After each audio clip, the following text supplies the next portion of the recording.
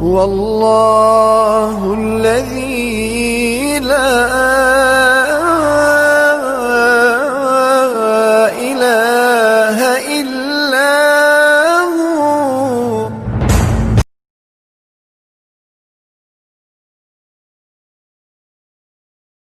Récit de Ma'bad, visité par le plus honorable des convives. Elle s'appelle Atika. Son père fut Khaled ibn Khuleyf. Lorsqu'Allah le Très-Haut donna la permission aux messagers, sallallahu alayhi wa sallam, d'émigrer en Médine pour échapper aux nuisances des polythéistes qui le harassaient et lésaient ses compagnons, le prophète, sallallahu alayhi wa sallam, sortit alors de la Mecque, accompagné de son ami Abu Bakr al-Siddiq, qui fut le premier à se fier à lui et à croire à l'appel qu'il diffusait. Tous les deux se rendirent dans une grotte située à la montagne de Thawr. À noter que le véridique inspecta avant tout la grotte pour vérifier qu'elle ne pouvait faire aucun au messager. Et ils y restèrent pour 3 jours avant de poursuivre leur chemin. Dans ce temps, Abdullah ben Abu Bakr, qu'Allah soit satisfait de lui, venait leur apprendre de toutes les nouvelles de la tribu polythéiste des Quraysh, en leur dévoilant toutes les exactions qu'elle comptait accomplir envers les musulmans. Alors qu'Asma, la sœur d'Abdullah, elle, leur rapportait de la nourriture, puis quand le messager et son compagnon décidèrent de poursuivre leur chemin vers Yathrib, Amr ben Fuhayra, le visiteur d'Abu Bakr, et Abdullah ben Urayqat, un des guides, leur tinrent compagnie et tous ensemble se mirent en route en marchant dans un désert aride sous les brûlants rayons du soleil. Après que le prophète sallallahu alayhi wa sallam et son compagnon Abu Bayhaqi avaient avancé un long trajet, il aperçut de loin une tente dressée sur les sables ardents et tout le convoi prophétique s'empressa de se diriger vers elle. En fait, cette tente était à Atika, connue sous le pseudonyme de Ma'bad, qu'il avait dressée, elle et son mari, pour recevoir les passants et leur offrir de quoi manger.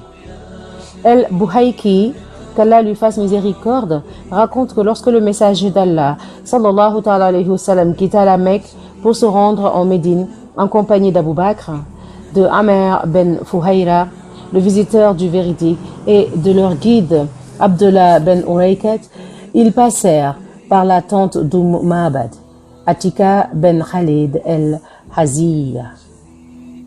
Atika était une femme pieuse et dévote qui passait ses jours en s'asseyant à l'ombre de sa tente pour donner à boire et à manger aux passants. Le convoi prophétique lui demanda alors si elle avait quelque viande ou de lait à offrir et elle de répondre: par Allah, si j'avais de la viande ou de lait, je vous aurais certes offert.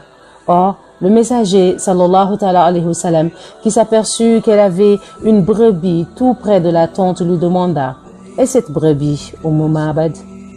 Elle lui répondit que la brebis était trop vulnérable. Voilà pourquoi elle fut écartée du troupeau. Le messager d'Allah lui dit alors: ne produit-elle pas de lait?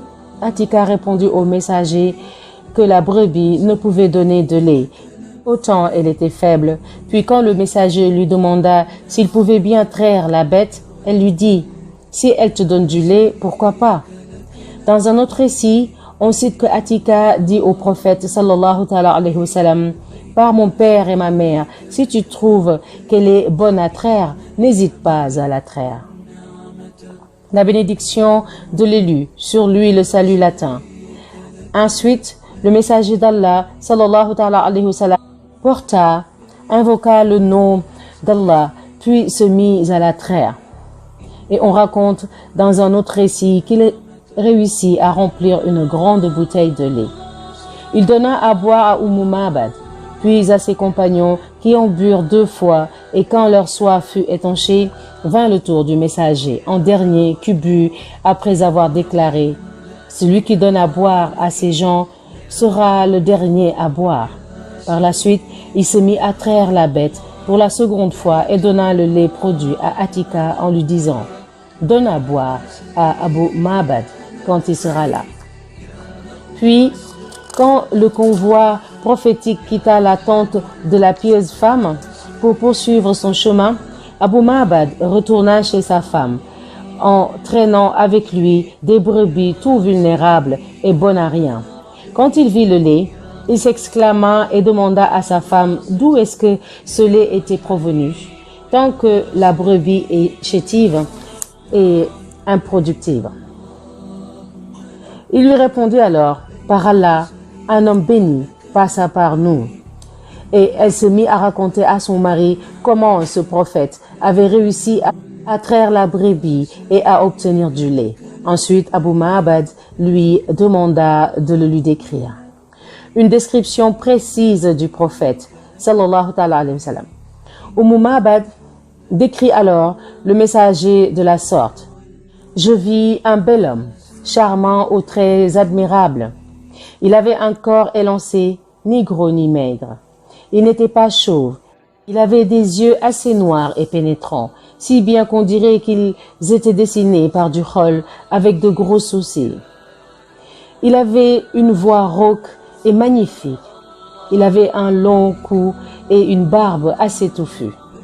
Même en restant silencieux, il semait le respect et la vénération autour de lui, et quand il parlait, il imposait une certaine honorable estime.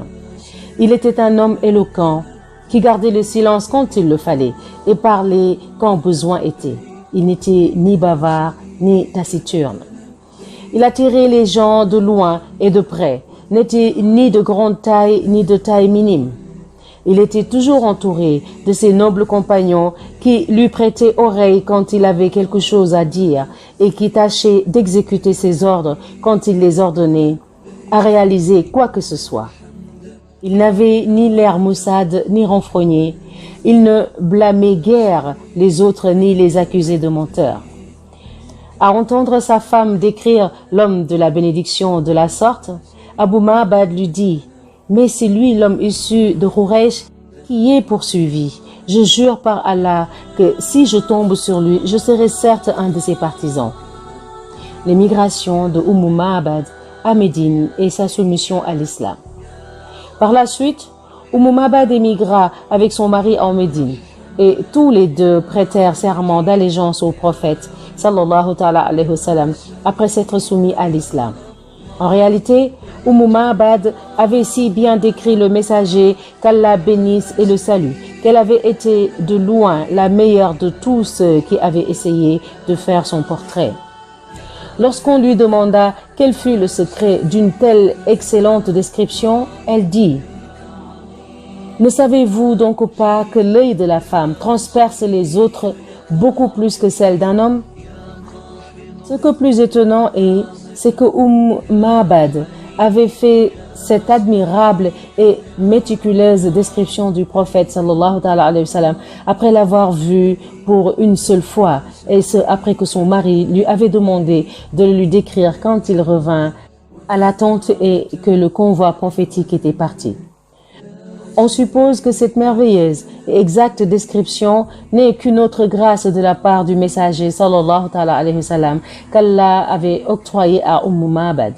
Qu'Allah rétribue donc cette croyante femme qui excella en la description du bien-aimé, sur lui le salut.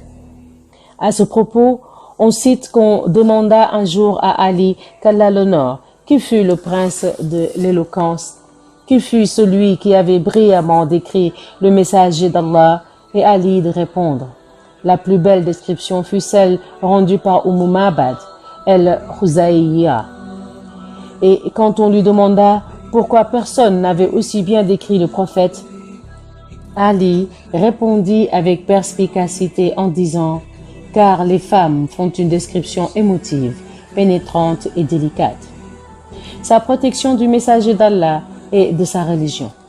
Lorsque Quraysh apprit que le messager d'Allah sallallahu alayhi wa sallam avait passé, accompagné de son compagnon Abu Bakr, par la tente Ma'bad, la tribu polythéiste envoya alors 2 de ses partisans chez la pieuse femme.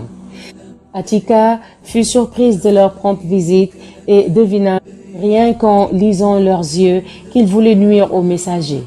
Ils lui demandèrent, « Dis Ma'bad, il est où Muhammad ?» Elle craignait alors qu'il ne fasse du mal au prophète et répondit en disant, « Vous me demandez à propos de quelque chose que j'ignore. » Les 2 mécréants lui affirmèrent qu'elle savait très bien où s'était-il dirigé, mais elle ne cessa de nier et de les démentir. Puis, quand ils insistèrent qu'elle leur dise la vérité, elle les ordonna de quitter les lieux, sinon elle appellerait des gens qui les nuiraient.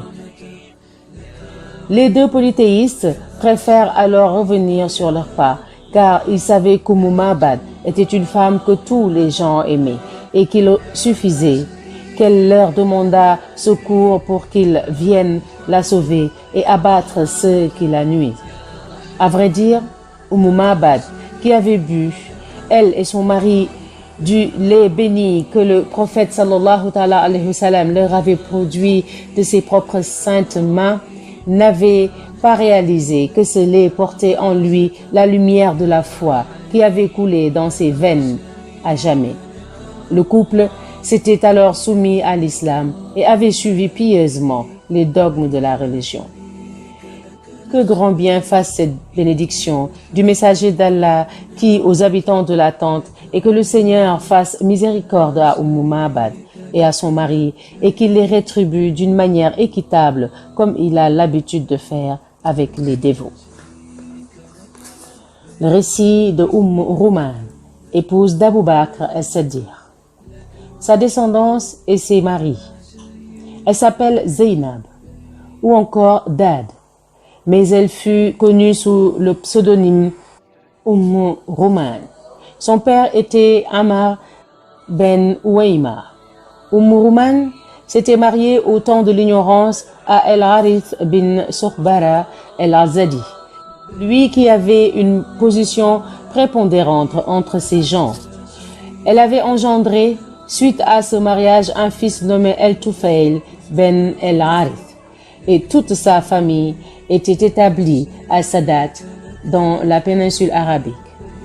Par la suite, El-Harith eut l'idée d'aller résider en Mecque avec sa famille. Or, celui qui voulait vivre dans cette région devrait s'allier avec un de ses éminents chefs pour qu'il lui facilite sa manière de vivre. El-Harith désira s'allier à Abu Bakr as-Siddiq, qu'Allah soit satisfait de lui, et l'alliance s'établit entre eux avant la survenue du prophète sallallahu alayhi wa sallam. Peu après que la famille ait résidé en Mecque, son chef El-Harith ben Sahbara el-Azadi, sur lequel elle était fondée, décéda. Il était de coutume en péninsule arabique de se marier à la femme du défunt qui était devenue veuve, comme pour honorer le trépassé en préservant sa famille et en lui assurant une honorable vie. C'est la raison pour laquelle le véridique fiança Ruman et finit par la suite à l'épouser.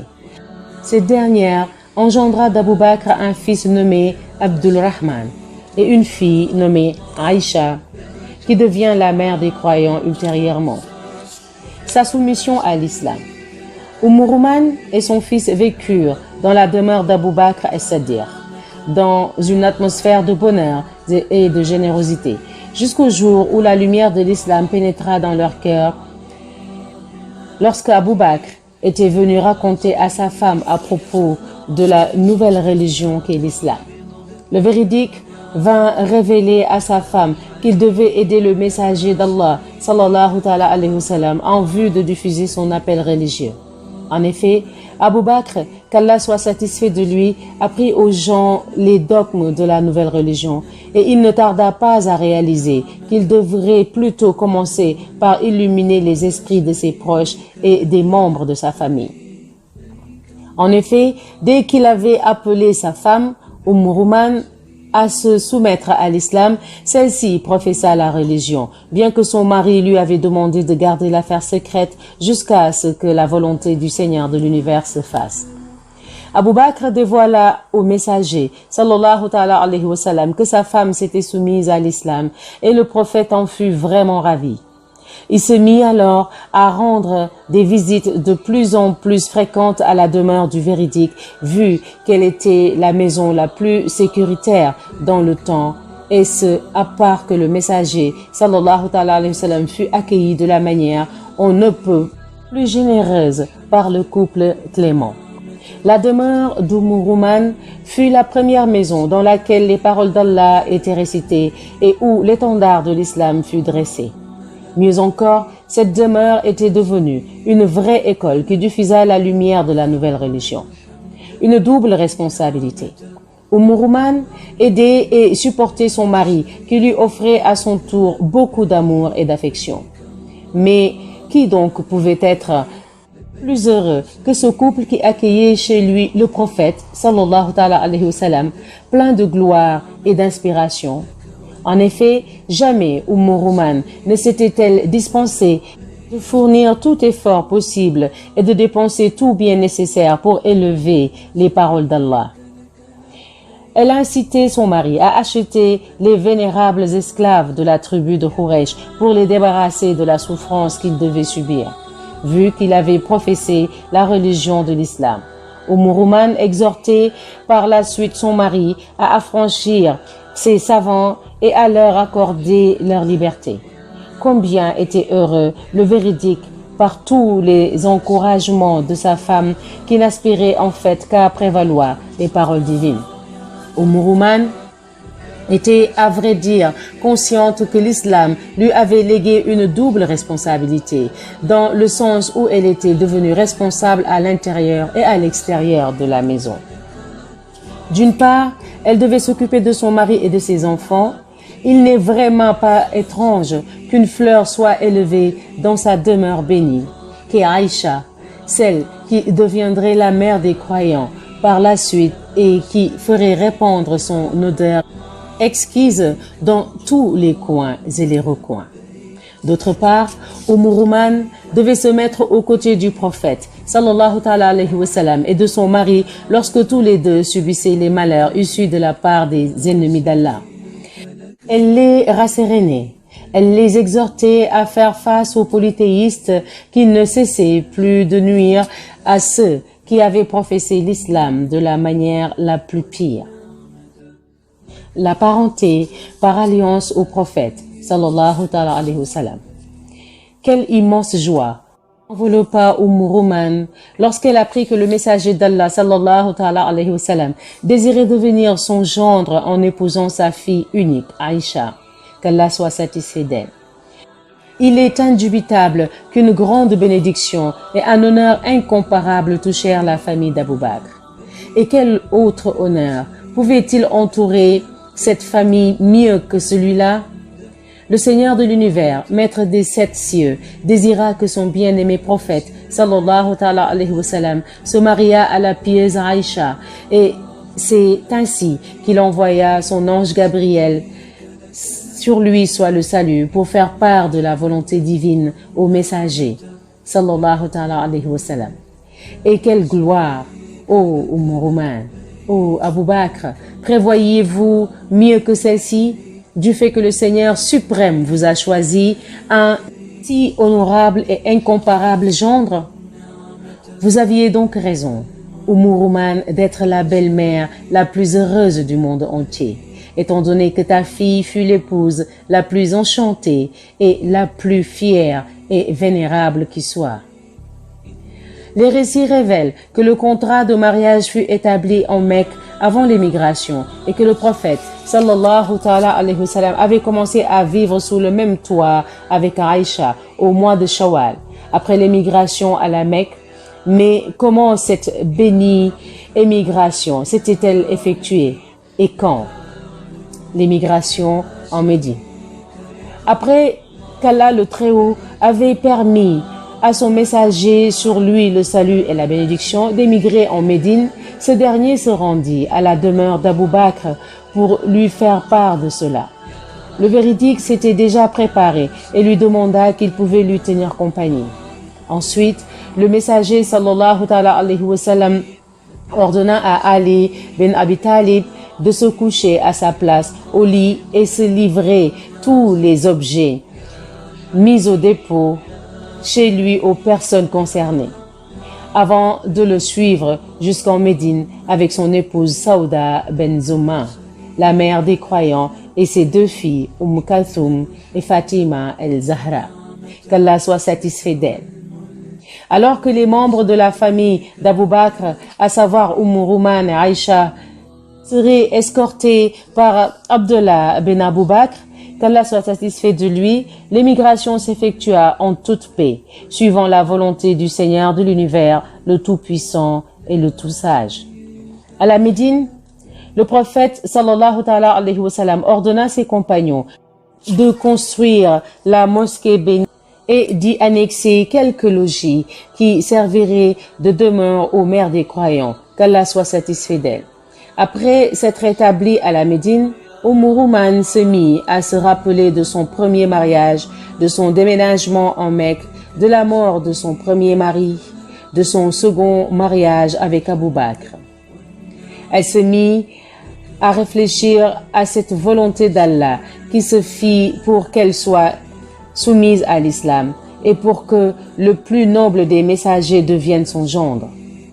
Elle réalisa alors que le Seigneur de l'univers devrait sans doute l'apprécier plus que toute autre femme pour l'avoir honorée de la sorte. L'embarras des mensonges. Or, un nuage noir et troublant ne tarda pas à bouleverser la vie paisible de Rouman, notamment lorsque le chef des hypocrites, Abdullah ben Ubay Saloul, avait commencé à faire des mensonges et à diffuser de fausses rumeurs concernant la mère des croyants. Il n'avait pas hésité à souiller la réputation de Aïcha en tachant l'honneur de cette femme et en mettant sa pureté et sa piété en doute. Il avait certes omis que Rouman et son mari Abu Bakr avaient élevé leur fille dans la manière la plus convenable et qu'ils avaient semé en son esprit des valeurs et des qualités assez honorables.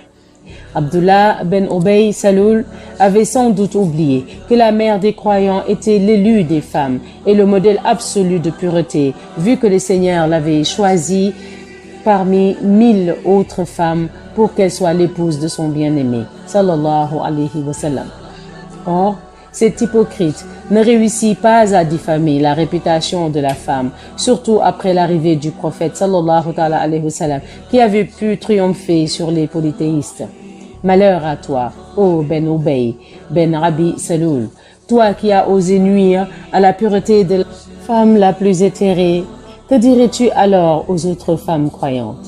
Tu es vraiment quelqu'un d'impudique et de vicieux, toi qui as osé prendre une voie pleine de périls et de dangers, pourvu que tu sois au nombre des hommes de l'enfer.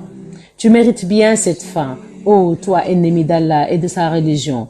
Prépare-toi donc au jugement dernier, quand le Seigneur jugera les hommes en triant les bons et les mauvais. Par Allah, Rouman, combien Ben Ubay t'avait fait souffrir sans raison valable. Tu avais sans doute assez pleuré et ressenti une amertume sans pareille. Cependant, Allah n'oublie jamais les exactions des oppresseurs, mais il remet seulement leur châtiment pour un temps ultérieur. Mais sache, Rouman, que le prophète sallallahu alayhi wa sallam et Abu Bakr, et nous les croyants d'ailleurs, savent combien grande est ta valeur et énorme est ton mérite. Cela te suffit donc pour te rassurer le cœur et réconforter celui de ta fille. Sache qu'Allah ne laissera pas un effronté hypocrite souiller votre magnifique réputation, n'est-ce pas, lui qui avait mentionné que les injustes verront bientôt le ravirement qu'ils éprouvent. Les poètes, verset 227. Lorsque Rouman avait entendu pour la première fois toutes les fausses rumeurs qui diffamaient sa fille, elle s'évanouit pour la grande calamité qui s'abattit sur sa vie. Or, sa foi et sa croyance en Allah le Tout-Puissant l'avaient armée d'une grande patience. Elle se mit à implorer le Seigneur de dissiper ce malheur qui avait touché la famille d'Abou Bakr. Allah est lui seul le tout miséricordieux. Au début, Rouman voulut dissimuler les rumeurs de sa fille Aïcha par pitié et pour ne pas que cette dernière soit accablée de tristesse et de douleur. Mais la volonté d'Allah est inexorable. Les rumeurs ne tardèrent pas à se répandre partout, si bien que Aïcha finit par savoir tout ce qu'on médisait à propos d'elle. Par l'intermédiaire Mustah ben Usatha, qui lui rendait des visites fréquentes, Aïcha fut enveloppée de désespoir, surtout que son mari, le messager d'Allah, sallallahu alayhi wa sallam, commençait déjà à la traiter avec une horrible tiédeur. Lorsqu'elle lui demanda de lui donner la permission d'aller voir sa famille et qu'il accepta, elle alla rendre visite à ses parents. À les voir aussi chagrinée qu'elle, elle s'effondra en larmes, puis blâma sa mère, Rouman, de ne pas lui avoir révélé les dénonciations dès le début. Or, il va sans dire qu'Allah sème enfin la paix dans les cœurs qu'il implore.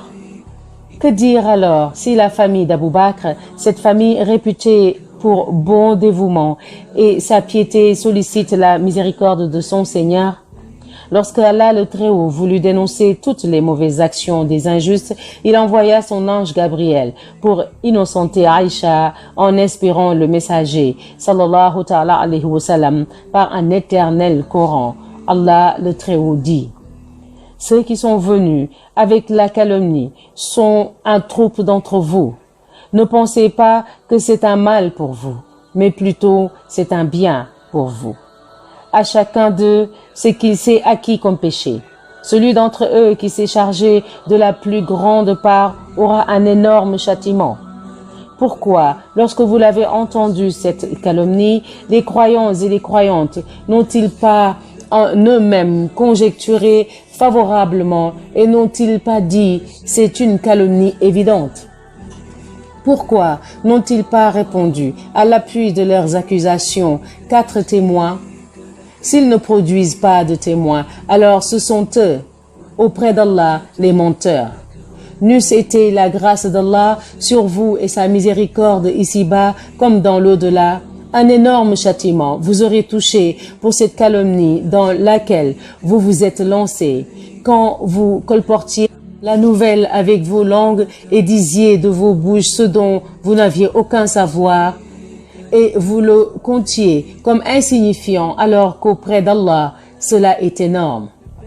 Et pourquoi, lorsque vous l'entendiez, ne disiez-vous pas, nous ne devons pas en parler, gloire à toi, ô Allah?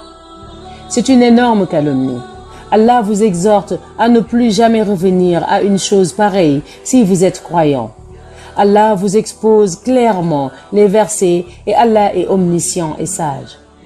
Ceux qui aiment que la turpitude se propage parmi les croyants auront un châtiment douloureux ici-bas comme dans l'au-delà. Allah sait et vous ne savez pas.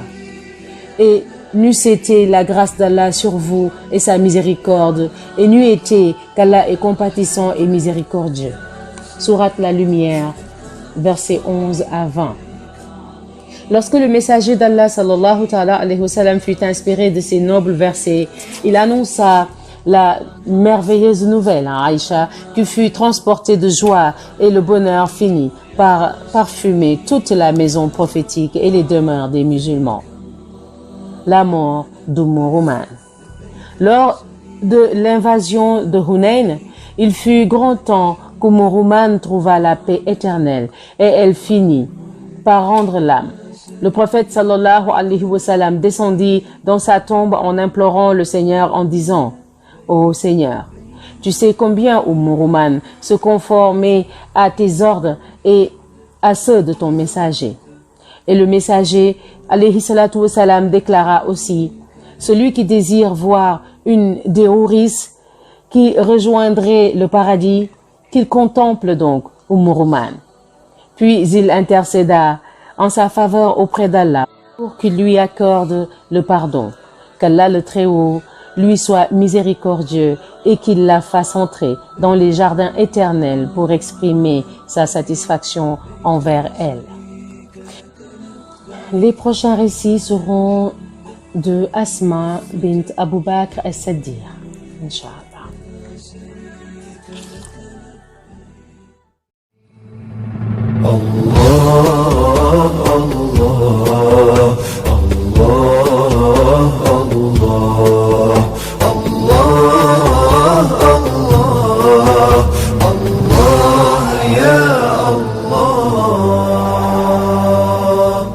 والله الذي لا